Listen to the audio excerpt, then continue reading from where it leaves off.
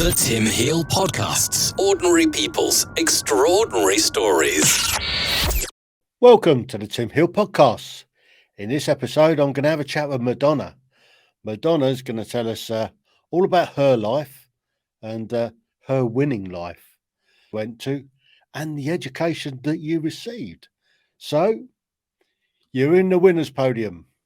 Well, I thank you, Tim. And first of all, I want to say to you and all of your listeners, good morning from America, from Washington State. I was not born in Washington State. I was actually born on the Pensacola Naval Base in Florida, which means Daddy was a sailor. And hello, sailor. Yes, I guess that's what my mother said. And of course, in Pensacola, when you or any place where you have a naval base, that's a supply of husbands. So, like you said, hello, sailor. I was raised in a white conservative of Boston, Massachusetts. And Tim, I got to tell you, it was way too much fun because at that time I was colored. in the 60s. I was Are you sure? Yeah. Yes. Did anybody notice? Let's see. When you are the only person has a permanent tan in your elementary class, and in fact, in the school that I went to, there were only 3 little colored children anyway. So life was real interesting. And I will tell you that not all the children bullied me. There were 4, and I still remember their first names and last names. And they just followed me from grade to grade while I was in elementary school. Oh, my goodness. And I'll tell you something too, Tim. I think those 4 little white boys were also Catholic. And I would overhear them saying, oh, we had to go to confession on Saturdays. And I used to wonder, did they confess how many times they said cruel, mean things to the only colored girl in their classroom? Did they confess that they called me little black boll weevil or slave or old black Joe, which really confused me because, oh gosh, Tim, I'll tell you, I hated whenever we went over the Civil War in history, because being the only colored person who could be a slave or the Negro in the class, and then to have the music teacher tie in Civil War era songs too, which Old Black Joe was one of those. And so that's why I was also called Old Black Joe. And there was a song about the boll weevil too. The boll weevil is a little black bug. Yes. Yeah. So that's why those colorful names were also added to the repertoire of those 4 little white boys that made my life miserable. So how did you go from your dad being in the Navy and you're born on Pensacola Naval Base? How did you end up in Boston? Because Boston's a little way from the sea, isn't it? Tim, I had no choice. I was a baby. I had to follow my parents. When my father finished his tour in the Navy, he decided to move to Boston. He was raised in the St. Louis area, and he just moved us to Boston, perhaps because there's a naval base there. And he worked for the Veterans Hospital for a while he was, getting him stuff together before he was going to go on to do what he eventually did for work. So Tim, that's how I got to Boston as an infant. I had no choice in the matter, Tim. You didn't get a say then. So your elementary school was pretty miserable then? Yes, and also junior high school. Oh my goodness. I think by the time I was in junior high school, there were maybe 5 to 6 colored kids at the time. An incident, that I most remember, there were many, but this one sticks out. It was after gym class. I was going into the locker room. My locker was open and my wallet was gone.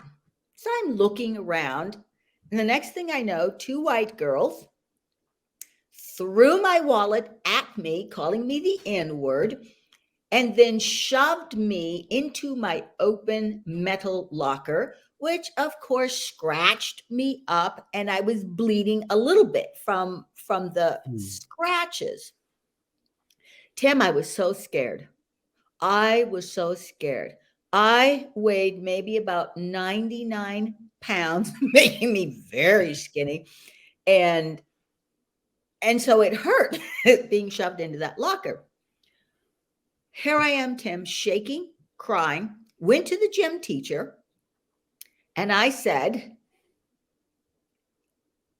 I shared the names of these 2 girls, and I said that they pushed me into the locker and took my wallet and stole my money. And the gym teacher, I will never forget, those piercing blue eyes looked at me and said, now, Madonna, those are nice girls, and they wouldn't do anything like that. Tim, come on. I'm crying. I'm scratched up. I'm bleeding. And the teacher did nothing. I was between a rock and a hard place. I walked back over to my locker, and the girls were there. This time they weren't calling me the N-word. They were calling me a tattletale. Like, I'm looking up like, why me? Like, what's going on? Why? The incident in high school that most changed me was when a young lady by the name of Beth. Now, I was a senior during this time, and Beth was a sophomore. Beth, now this is the 70s. Beth was grossly overweight, which was an exception during that time in the early 70s. And she was maybe about 5'9". She had like cotton candy hair so that, you could see her scalp, you know what I mean? And she was also cross-eyed and wore glasses that magnified her eyes, and she had buck teeth. Well, she was So she's pretty then. Yeah. she was teased, and of course anytime that she was teased, I was glad, because the focus wasn't on me. And anybody who has ever been teased will understand what I'm talking about. When it's not your turn to be unmercifully teased, you're like, oh, it's not me this time. Now, Beth, bless her heart, was in the choir and also on our drill team. So at halftime, when the band came out and the drill team was there, there was Beth. Now, as far as the choir goes, kids would tease her and say, oh, look, there wasn't a choir robe to fit Beth, so they had to go get a pup tent. So, ha, ha, ha, Beth's wearing a tent. And then on the field, as part of the drill team, our school colors were orange, black, and white. Beth in that orange jacket looked like a pumpkin. And the guys would yell out from the stands, hey, look, Charlie Brown, there's the great pumpkin. And everybody would laugh.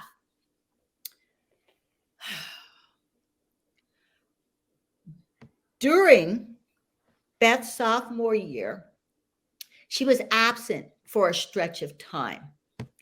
And word got around that she had cancer.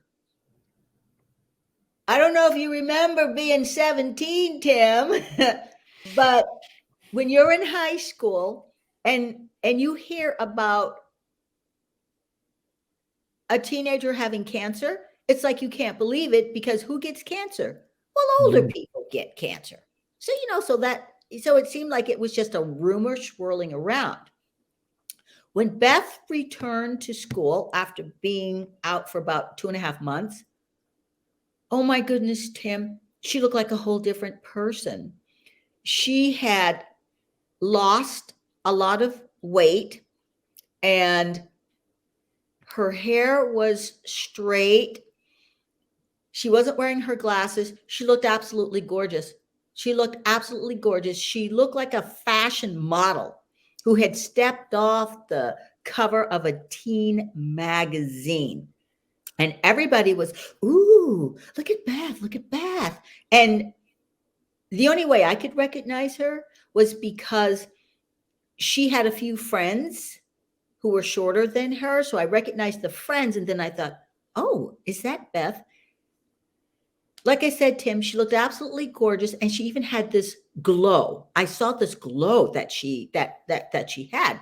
And it was like, oh, everybody wanted to be your best friend now. Okay. That was like on a Wednesday. The following Monday,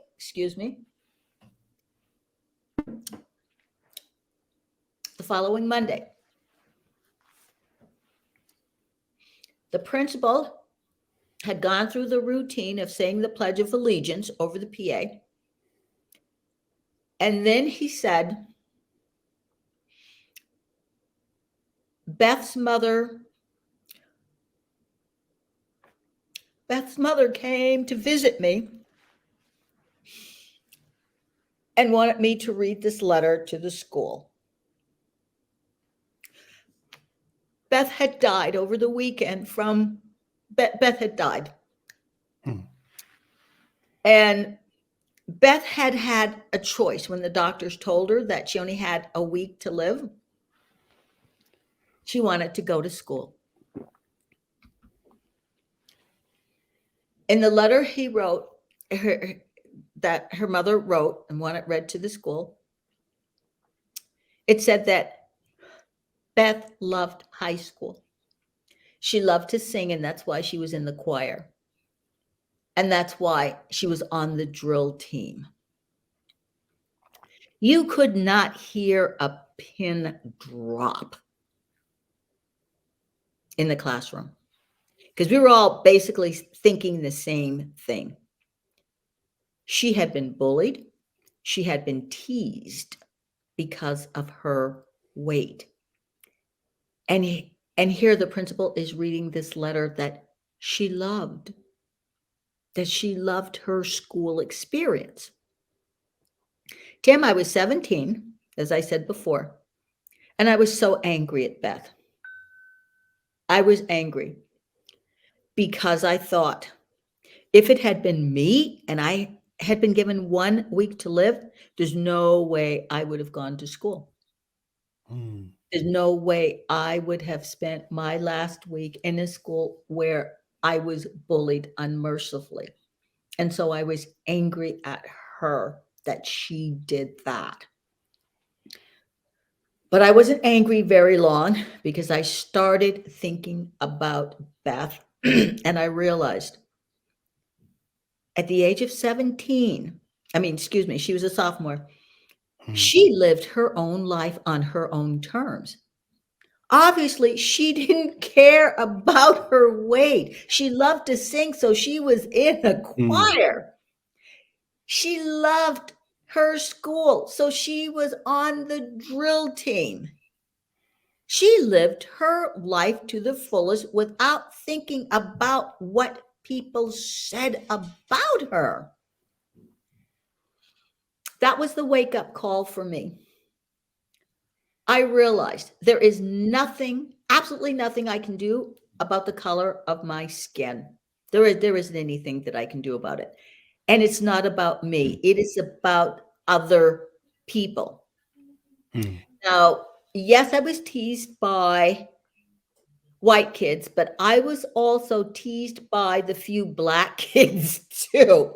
And the inner city black kids when I would go visit cousins who lived in the inner cities. They teased me because of my demeanor and how I speak. They would say, "Oh, you think you're white. You know, you're acting white." And I told you, I couldn't catch a break. Yeah, couldn't make it up. You can't make this. In fact, oh, Tim, let me tell you this quick story. Oh my goodness. We were visiting relatives in the inner city in a low-income area. Okay. Obviously, my parents were middle class Negroes living in the suburbs. And here we are visiting lower class relatives in the inner city. And there was a time when adults would visit with each other, when they would send the kids outside. That was the thing. You go outside. You don't sit around and listen to and indulge in adult conversation. So my male cousin was like, "Oh gosh, oh, Madonna's got to hang out with me." Now he warned me, Tim. He said, "Don't open your mouth, Madonna. Don't say anything." But I'm not understanding, Tim. I'm not understanding why I'm not supposed to say anything. So anyway, he and I are outside on the pavement, because there's no grass, we're outside on the pavement. His friends come along, "What's up, ma'am?" Whatever. And they're talking and somebody said something. And I said, "Oh gosh, that's gross."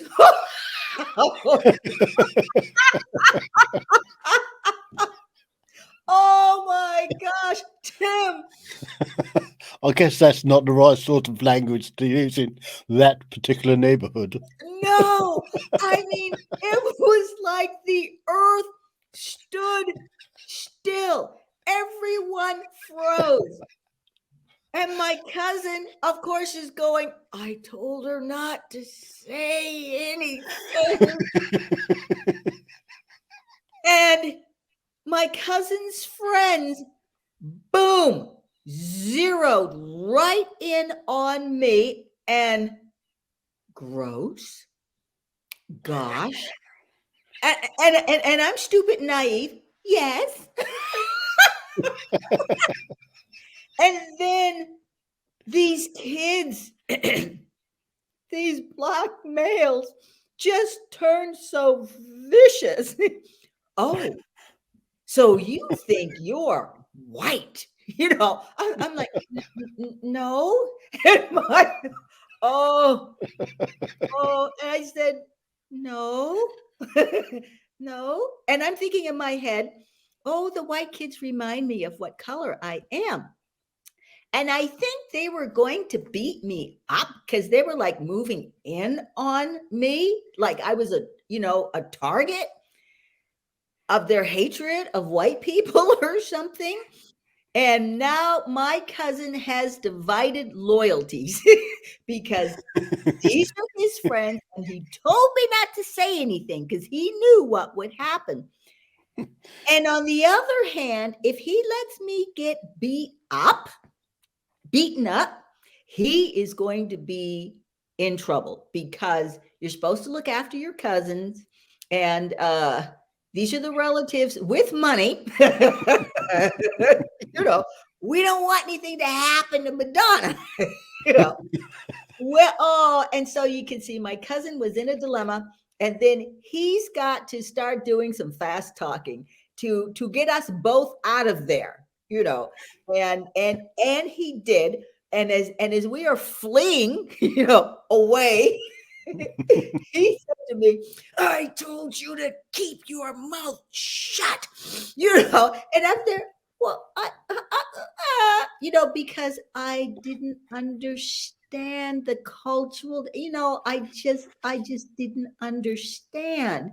But I grew to understand that, oh, there's a difference of culture in our family and how people are perceived. And then I thought, I just can't catch a break. The white kids are calling me the N word, and the black kids are, oh, you think you're white? You think you're better than us? And it's like, oh, I'm there. Thanks. It's like, thanks, God. But hey, come on. Oh, I used to talk to God a lot because I would come home crying and I'd say, "Why did you make me this color? Why? Why did you make me this color?" Because my life was so miserable, and I cried and cried. And of course, I didn't tell my parents I was being bullied. I didn't tell them because most kids don't. And obviously, Beth did not tell her parents that she was being bullied. But anyway, that was a turning point for me. And I promised myself that I would always carry Beth in my heart because I was ashamed that I teased her behind her back because I wasn't going to say anything to her in front of her face like the other kids. But but I teased her behind her back, and I was, as I mentioned before, glad when she was teased because it wasn't me. But I came to the realization that, like I said before, and this is very important because I do go out and talk to children about being bullied, that you are who you are, and the bullying is not about you. It is about that other person and their perception of you. I eventually learned that you can be bullied about anything: your height, your weight, your color, where you live, where your parents live, the kind of car your parents drive. You could be absolutely gorgeous and be bullied. It doesn't matter, because when you're bullied, you think that you are the only one in the world who is being treated so cruel, and it's and something is wrong with you, and you don't want to be you. You is wonderful. You have to get to you is wonderful, and it's the other people that have that have the problem. Anyway, I decided, this is me. I want to go into the fashion industry. That's something I always wanted to do. And I said, that's what I am going to do. After high school, I went to a 2-year private all-girls school in the Boston area, the most proper part of Boston. Where they had the tea parties. Yeah, oh yes, Back Bay. And in fact, all the other schools, whether it was Harvard, MIT, Tufts, whatever, all the other schools knew that we went to Chamberlain. I went to Chamberlain School of Retailing for 2 years, darling. And we had to dress in a professional manner every single day.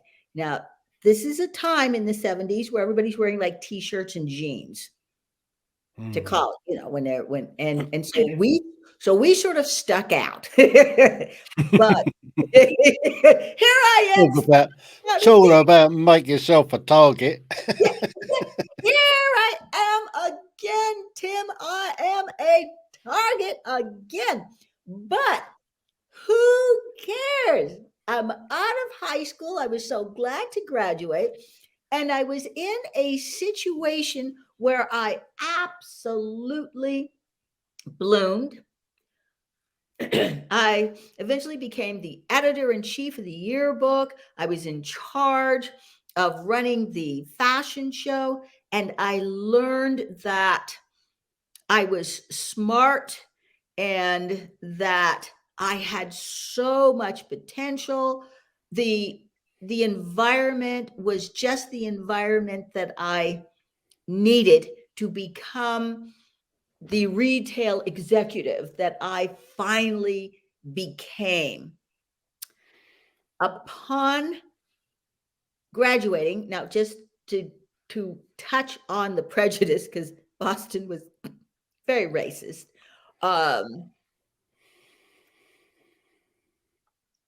The store the major department store that I finally wound up working at first they did not hire me to be an executive. Why? I don't know. Possibly it was the color of my skin. The local Black organization, every once in a while, they get upset about something. And just before I graduated, they were upset that there were not enough Black executives at the local department stores, and they started naming the major stores here on the news and in print. And you know what happens? There's a knee jerk, the stores, because that's bad publicity. There was a knee jerk reaction of, we've got to find some Negroes, preferably females, because they're a twofer, because you've hired a woman and you've hired a Negro. Okay. So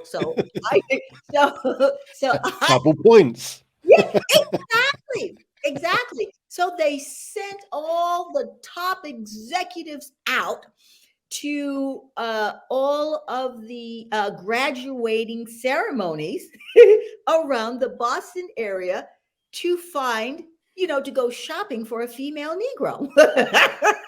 Which is, and at my graduation, the vice president in charge of personnel, or human services, as they call it now, was there. I gave a speech and I received an award for my high academic achievement and leadership ability. Well, there I was, the perfect candidate. Female. There I was. And he spoke to the director. He said, and just where is that one going? That's what she said. He pointed at me and said, where is that one going? Come on. I'm the only Black Negro standing in the graduation. Where's that one going? And the director was proud to say, oh, here, there, the different stores. I'd like to call her. And I was recruited. He called me at home, introduced himself, and I came in from the top down. Now, I don't know if he knew I was rejected before from the coveted executive training program, where the store only brought in and trained 8 people. Now, I'm the 9th, and I don't know if that was ever brought up to the vice president in charge of everything, I don't know if we rejected her, but no. When you come in from the top, the vice president himself of the company, yes.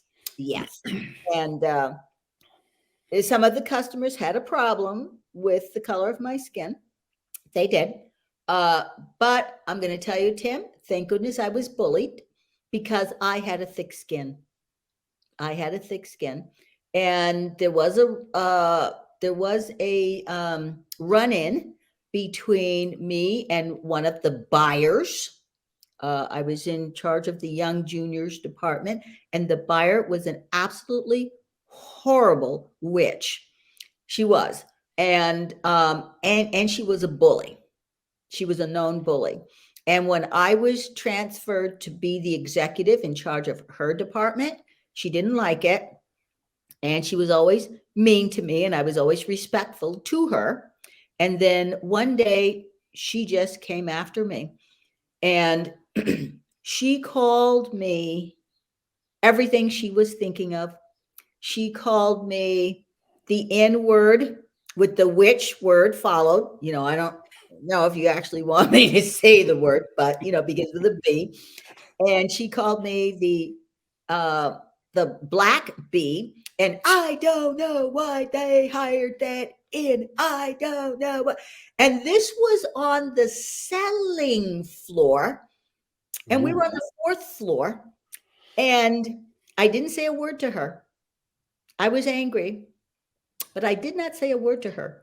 I walked off the selling floor with my head held high. I just walked off the floor, and that made her angry too. No, where are you going? That, whatever, And I walked straight over to my divisional manager, and I said, today will be my last day working here. If you do not transfer me to another department. And she was on the phone talking to somebody, and she looked at me like, hey, I gotta go. What?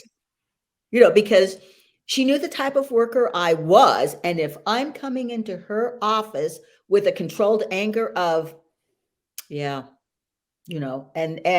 boy, I'll tell you, that buyer went down 4 escalators and out the front door, ranting about me, calling me the N word and everything, all the way to the buying offices across the street. And she was like on the 8th floor all the way up. And the only reason I know that is because, yes, of course, we became the hot topic of the day. My phone started ringing, and different executives were like, let me just make my way to the floor. Like, hi, Madonna. What happened? Because everybody wanted to know what happened. And there were even buyers that I had worked for before in other departments. They were on the phone calling me saying, listen, if Nancy doesn't want you to work for her, you can come back and, work in my department, because you did a really good job for me. So anyway, things were resolved. I stayed in that department, and the buyer was reprimanded. And when my boss told me that, I smiled, and she said, Madonna, don't smile. That woman's going to be coming for you. You watch your back. And to just to finish this, she and I eventually, we weren't friends, but we became cordial. And it got to the point where she said to me, Madonna, the department looks absolutely wonderful. I have been telling, our bosses about that. Did they say anything to you about it? And I said, no. And she goes, oh, fine. I call you the N word. Everybody's on me. But when I tell them you're doing a good job, they didn't say anything. And then when I eventually left, she came to visit me, and she said, are you leaving because of something that I did? And I laughed, and I said, no. So, but you see, we got to a point where we could, work together, and it became pleasant for both of us. But what we had to go through to get there, it was like, whoa. But like I said, I guess it made it a better environment for everybody that worked there as well, without having that friction. Oh, yes. Yes. It Yes. must have been depressing for other people on the floor. Oh, yes. I mean, when I was working, when I was managing other departments in the children's division, I would hear stories like, "Oh gosh, Nancy flew in today, made the salesperson cry," and we would laugh. And then I was transferred to manage that department, and whoa, and I wasn't laughing anymore, Tim. No. Mm-mm. I wasn't laughing, but thank goodness I was bullied. You understand? You follow me? Yeah. I had that thick skin because I knew there was no way in the world um, I was going to let this woman reduce me to tears because of all of the awful things she was saying to me, because that's what a bully wants. They want you Mm. to feel bad. They want to demean you. They want to take your dignity away so that they can feel better, Yeah. but I just held my head up high, didn't say anything, and walked off the floor and did what I needed to do with my managers Mm. who, I'll tell you, lickety split. I I would say within 2 hours things were resolved because they had to resolve them. You know what I mean? Yeah. Everybody from the because this went straight to the top, and the uh personnel director who brought me in spoke directly to that buyer and said, "This is not the kind of behavior that you displayed, is not appropriate, and just, didn't sit well with the store." Because remember, she was cursing and calling me the N word down 4 escalators to the main floor, out of the building, across the street, and 8 floors. So there were way too many witnesses, especially if I wanted to file a Yeah. lawsuit. There was way too many witnesses. That's too much bad publicity, right? That's too much bad publicity, and there's too many witnesses. And so they nipped it in the bud right away. Mm. So let's move on a bit. Okay. How did you get into being a bit of a runner? Was that running away from problems? No, running Running down the towards street? it. No, uh, Is that how you became okay. so good at running? Tim, I was not an athlete. No running in school at all. In fact, my high school did not have a girls track team. Um, I was like the fastest kid on the playground, but it wasn't registering to me. I did like watching the Olympics, and I did fancy myself after watching, the American sprinters during like the 64 Olympics who were black, who looked like me, who were winning medals. I was like, "Ooh, I'd like to be her."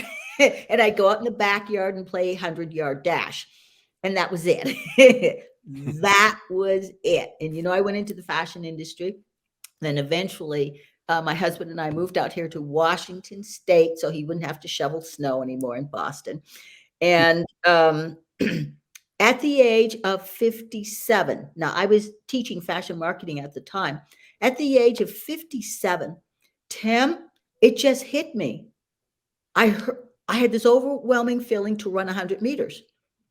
It was it was like build an ark or build a field and they will come, like the field of dreams. One of those epiphany moments. Yes, honestly, it was either the voice of God or it was Disney saying, um, and, and I couldn't shake the feeling. I could not shake that feeling. It stayed with me for a couple of days. It was just run 100 meters, run 100 meters. So I said to my husband, who was actually a sprinter, in high school, college, and he was a track coach too, because he taught high school. I said, I want to run 100 meters. And he said, okay. Well, he, all right. Go on then. Go on then. And he was real old school. I had to walk and jog with a backpack that had 5 pounds of bricks and ankle weight. I was then entered into the Washington State Senior Games. I ran the 50 meters and the 100 meters. And Tim, this is just on a whim. Everybody else they're all like, yeah, this is what we do. And we've been doing this since high school and college and we're trainers and track coaches and stuff. And here I am. I like to liken myself to Forrest Gump, run, Forrest, run. Yeah. and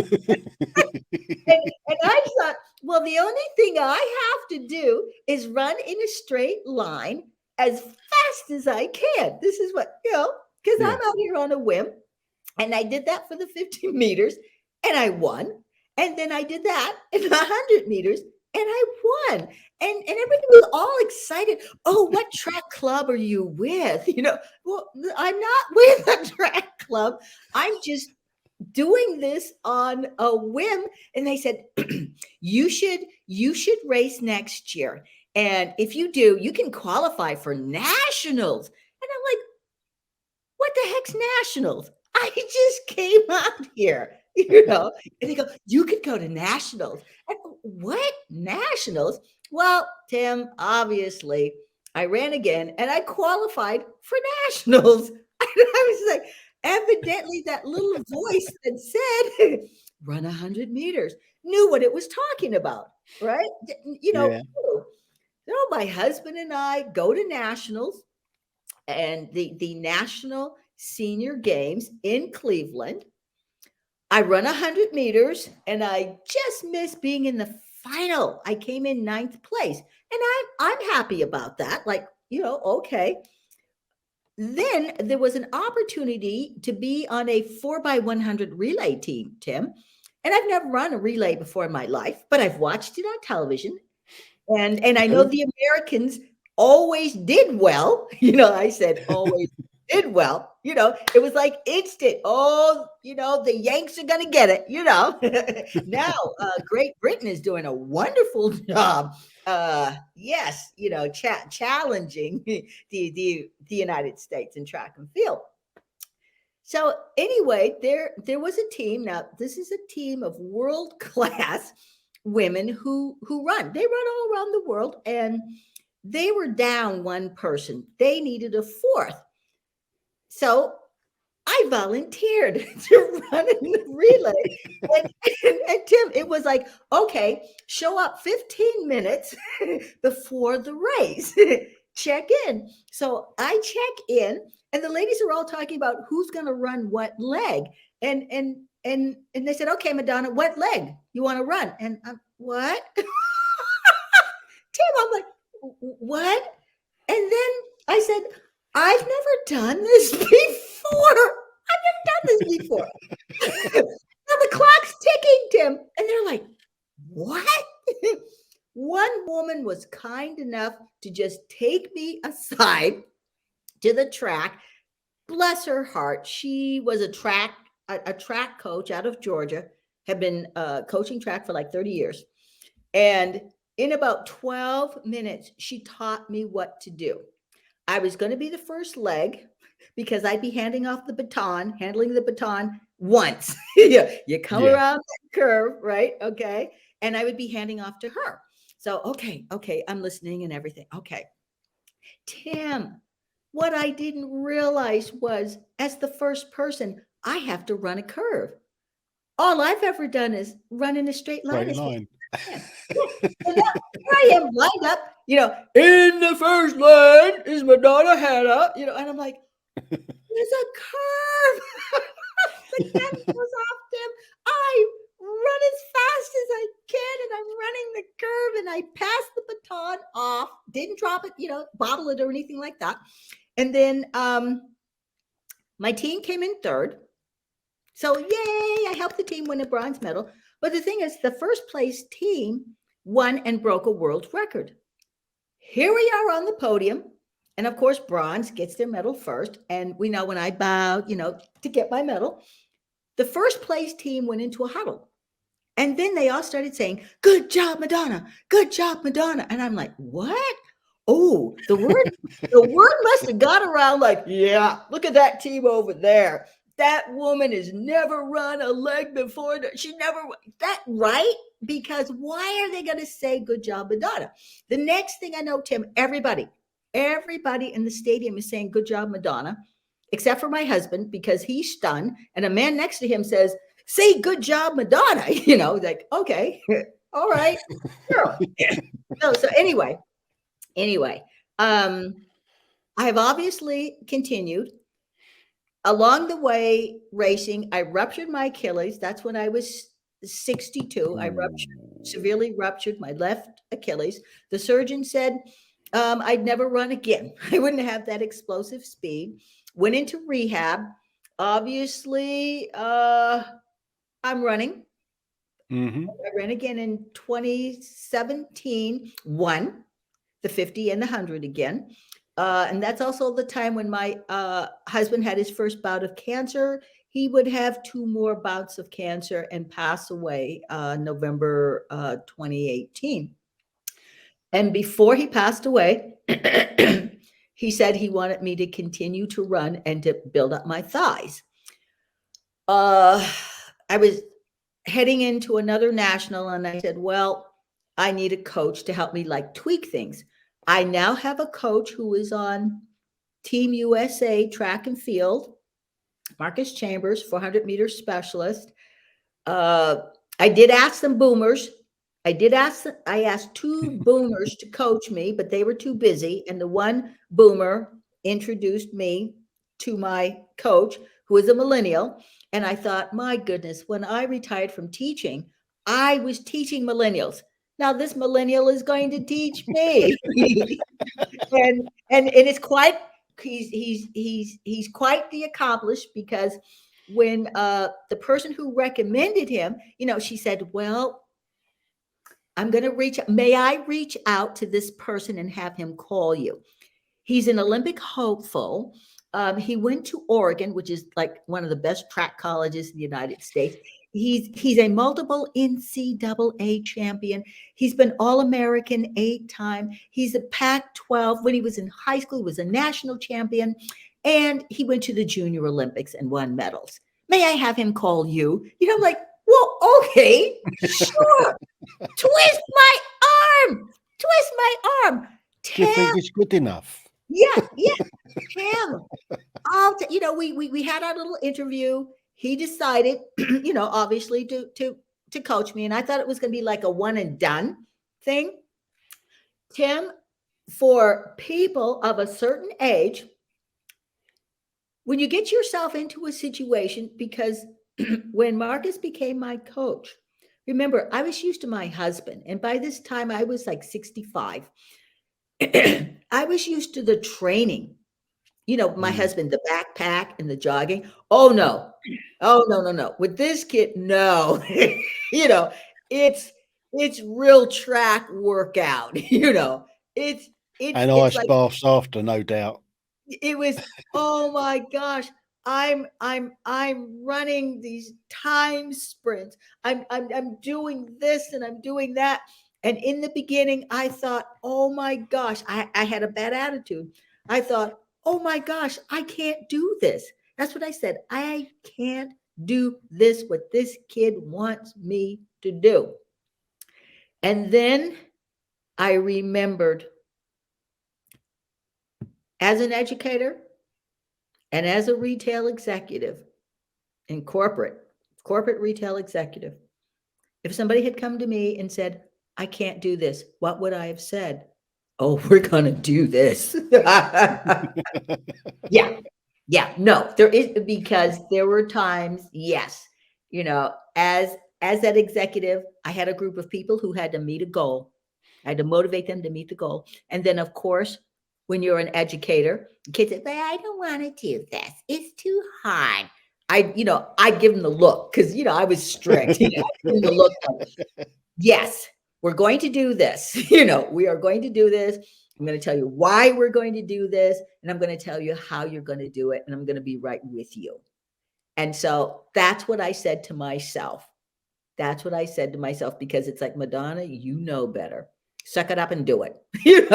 Come on. And that's what happened. But I had to go through that transition because the training was so different. And sometimes, like I said, when you're older and you're kind of set in your ways, when you're used to something, then it's like, why do I have to change? Why do I have to change? But the change is good because obviously, my third National Senior Games netted me this silver medal in the 4x100. And yes, I knew what to do this time. Did you get the corner to run on? No. They gave you a straight bit, did they? Yeah. Coach gave me the second leg. And I said, why did you do that? Because I only have experience running, the curve. And he said, because you are a pure 100-meter racer. You're going to run as fast as you can in a straight line. So I finally, Tim, in the relay, I got to run in a straight line as fast as I could. Now, as far as how my coach has helped me, when I competed in 2019 in New Mexico in the Senior Games, I was ranked 17th in the nation in my age group in the 100 meters, and I was ranked 16th, my age group, in the 50 meters. This time around, from 2019 to 2022, the 50 meters, I didn't make it to the finals, but I'm now 10th. So I went from 16th to 10th in the nation, and my time was 8:98. And my best time was 8:91 11 years ago. So you see, I'm moving in the right direction.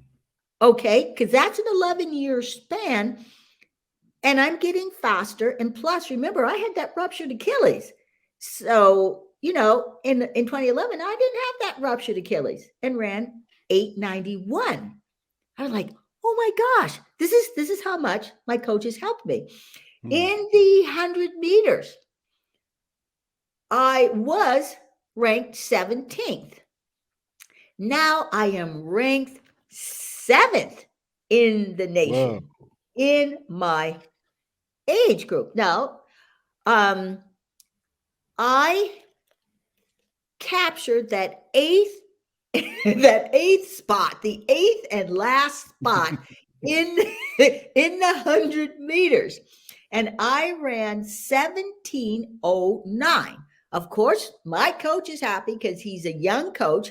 He's still on the tour himself. In fact, he was supposed to be racing in Puerto Rico, but he went with me to the national event in Fort Lauderdale, Florida, and he's glad that he did.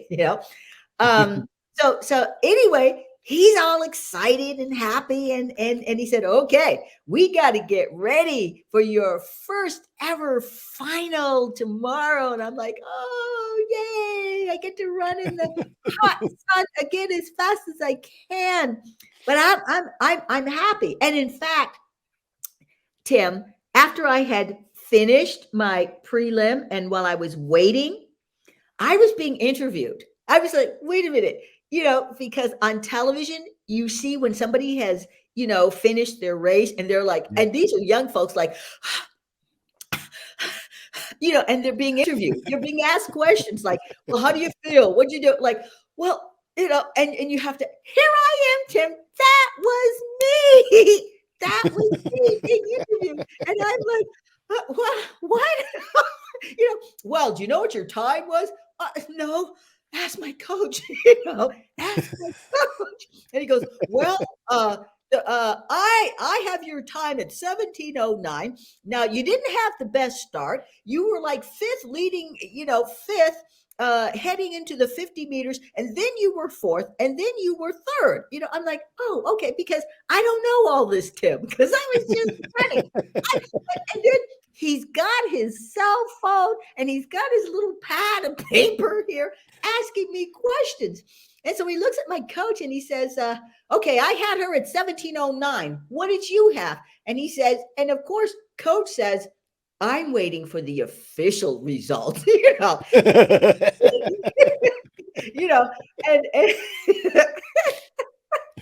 my coach is 27, and I know he's hoping inside, and then, he goes away. I'm still being interviewed.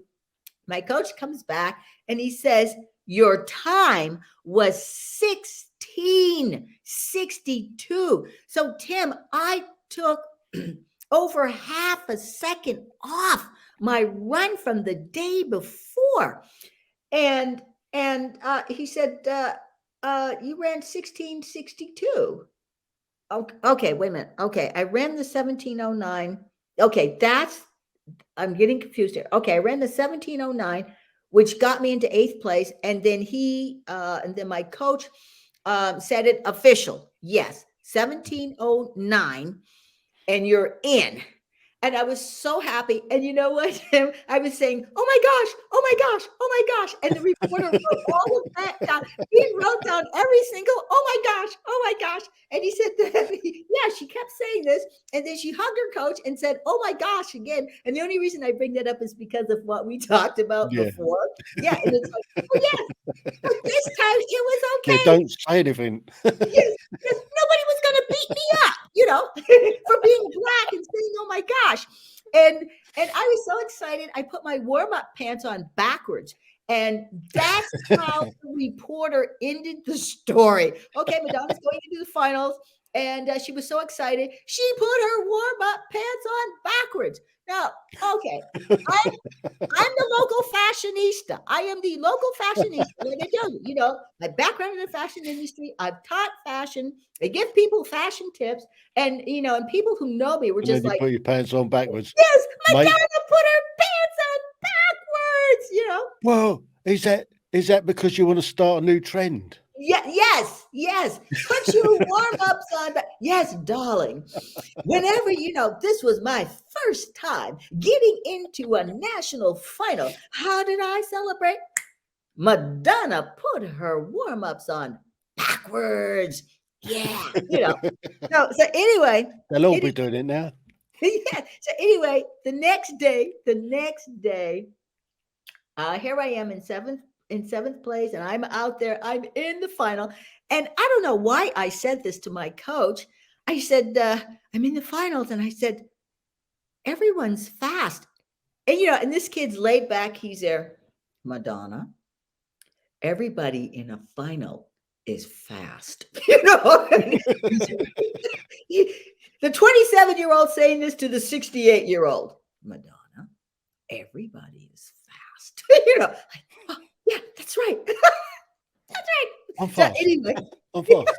Yeah, of course. And so I placed 7th, and my time was 16:62. And so I took a half second off. I had no idea I was going to run even faster. But I remember what my coach had said before I started racing. He said, Madonna, you are physically stronger than you think you are. Just go for it. Just have fun and run. You're stronger than you think. And it just hit me to just boom, boom, boom, boom, boom.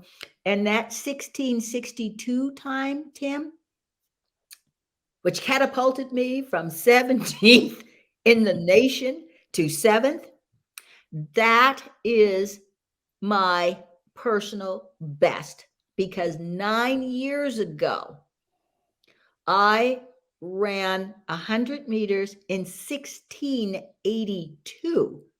And that was in Cleveland when I placed 9th.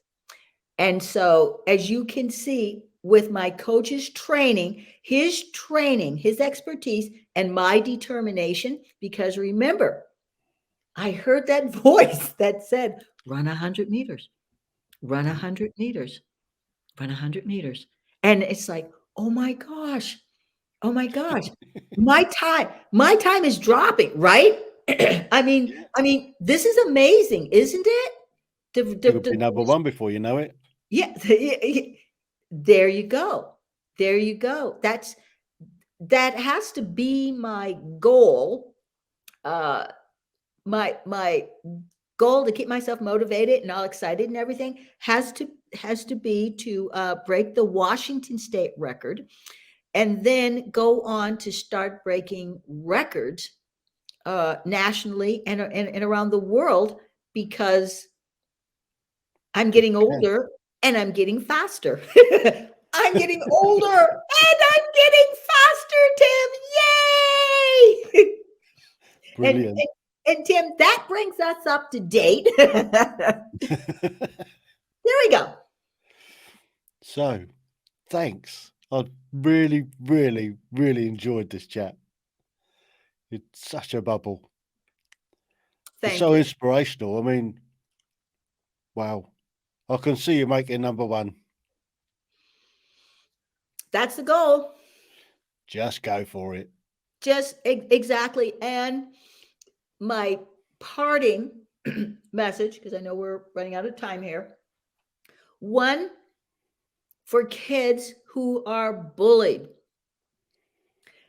just know that it is not about you. You are so wonderful and special, and you have so many talents. And Tim, maybe you know this, maybe you don't know this, but there are so many suicides. There are so many suicides because kids are just like going online and they're seeing all these horrible things that are said about them, or they're in school and they don't see any hope and they're taking their lives because they're being bullied. And no, don't. There is light at the end of the tunnel. I am the light at the end of the tunnel. You have to keep telling. Tell your parents, tell the teachers, tell the administrators. And at the same time, you have to realize that you have to have compassion for that bully. I know it sounds hard. It's like, why should I feel bad for him because he or she, and it's because they're a person who is hurt and they're hurting other people. And parents need to, and I'm going to say need to teach their children empathy. They need to teach their children empathy. And if somebody comes to you and says your child is a bully, you need to ask questions and not immediately say, oh, people are just picking on my child. They're just, making things up. Listen. And also for parents, have a conversation about your child, whether your child is bullied or not, but have a conversation with your child. What would you do if? What would you do if you saw someone being bullied? Let them know if you were bullied as a child. Have that conversation and know who your child's friends are, and ask your child, well, what's going on? What's going on in your classroom? Ask them about their various classmates so that you get to know the environment. And also ask the teachers, what are you doing about bullying situations? Now, the teachers might say, oh, we're following school policy. What are you doing in your classroom? I want to know what you're doing. And as far as trying something new, like me with running, don't be afraid. Go for it. Learn new things. Expose yourself to new opportunities. You don't have to get out there and be a sprinter like me. But if there's something in your past that you were good at, or something that you dreamed of doing and said no, or life got in the way, just go ahead. If you want it to be a writer, take some writing classes. If you want it to be a chef, If you're 80 and you want to learn how to be a ballerina, go out there and do it. Find the joy in it and do it. And if you're not very good at it, that's okay too, because at least you expose yourself to it and you're learning. Give it a go. Just You give it a go. Just give it a go. Anything's possible. Anything's possible. Thank you so much, Madonna. Thank you for this opportunity, Tim. You're welcome. The Tim Heale Podcasts. Ordinary people's extraordinary stories.